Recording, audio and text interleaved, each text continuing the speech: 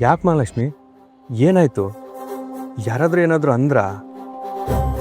ಹೇಳೋ ಅಂತವ್ರು ಇದ್ದಿದ್ದನ್ನ ಇದ್ದಂಗೆ ಹೇಳಿದ್ರೆ ನಾನು ಈ ರೀತಿ ಇರ್ತಾ ಇರಲಿಲ್ಲ.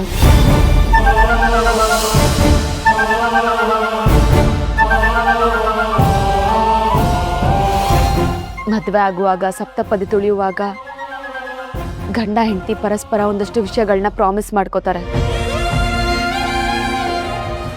ಅದರಲ್ಲಿ ಮೊದಲನೇದು ಸತ್ಯ ಮತ್ತೆ ನಂಬಿಕೆನ ಪರಸ್ಪರ ಕಾಯ್ಕೊಳ್ತೀವಿ ಅಂತ.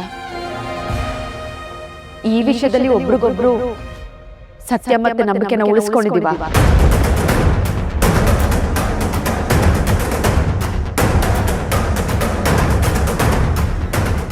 ನನ್ನ ನಿಮ್ಮ ನಡುವೆ ಸತ್ಯ, ಪ್ರಾಮಾಣಿಕತೆ, ನಂಬಿಕೆ ಇದೆಯಾ?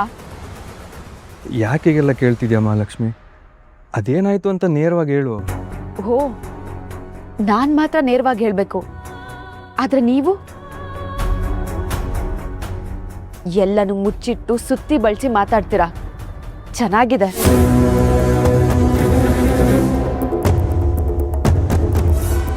ಪ್ಲೀಸ್ ಮಹಾಲಕ್ಷ್ಮಿ, ಈ ಥರ ಎಲ್ಲ ಹೇಳ್ಬೇಡ. ಏನಾಯ್ತು ಹೇಳು. ಇನ್ನು ಎಷ್ಟು ನಾಟಕ ಆಡಬೇಕು ಅಂತಿದ್ದೀರಾ?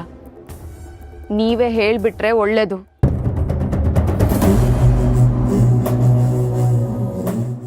ಸತ್ಯ ಹೇಳ್ಬೇಕು ಅಂದ್ರೆ ಬಾಯ್ ಬರ್ತಿಲ್ಲ ಅಲ್ವಾ? ಆದ್ರೆ ಸುಳ್ಳು ನೋಡಿ ಎಷ್ಟು ಬೇಗ ಬರುತ್ತೆ ಅಂತ. ಅದೇ ರೀ ಸುಳ್ಳಲ್ಲಿರೋ ನಶೆ. ಒಂದು ಸಲ ಅಭ್ಯಾಸ ಆದ್ರೆ ಮತ್ತೆ ಮತ್ತೆ ಮಾಡೋಣ ಅನ್ಸುತ್ತೆ. ನನ್ಗೆಲ್ಲ ವಿಷಯನೂ ಗೊತ್ತಾಗಿದೆ. ನೀವಿನ್ನೇನು ಮುಚ್ಚಿಡೋದಕ್ಕಾಗಲ್ಲ.